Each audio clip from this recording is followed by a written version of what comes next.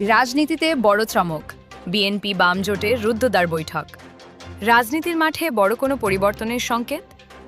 দীর্ঘদিনের রাজনৈতিক দূরত্ব ভুলে এবার কি এক কাতারে বিএনপি আর বাম জোট?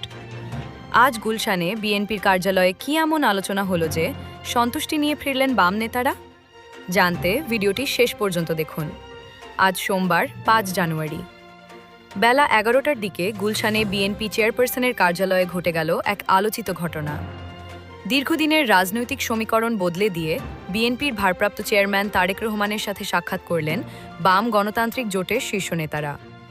সাক্ষাতের শুরুতেই বাম নেতারা সাবেক প্রধানমন্ত্রী বেগম খালেদা জিয়ার শোক বইয়ে স্বাক্ষর করেন এবং তার স্মৃতির প্রতি শ্রদ্ধা জানান। এরপরই শুরু হয় সেই কাঙ্ক্ষিত বৈঠক। এ সময় বিএনপির মহাসচিব মির্জা ফখরুল ইসলাম আলমগীরও সেখানে উপস্থিত ছিলেন। বৈঠকে বাম জোটের হেভিওয়েট নেতাদের উপস্থিতি ছিল চোখে পড়ার মতো। উপস্থিত ছিলেন মুজাহিদুল ইসলাম সেলিম, কাজী সাজ্জাদ জহির চন্দন, শরীফ নুরুল আম্বিয়া, নাজমুল হক প্রধান এবং রাজেকুজ্জামান রতনের মতো শীর্ষ পর্যায়ের ১৩ জন নেতা। ভেতরের খবর কি? বিএনপি চেয়ারপারসনের কার্যালয় সূত্র জানাচ্ছে, এই রুদ্ধদ্বার আলোচনায় বাম জোটের নেতারা অত্যন্ত সন্তুষ্ট হয়েছেন।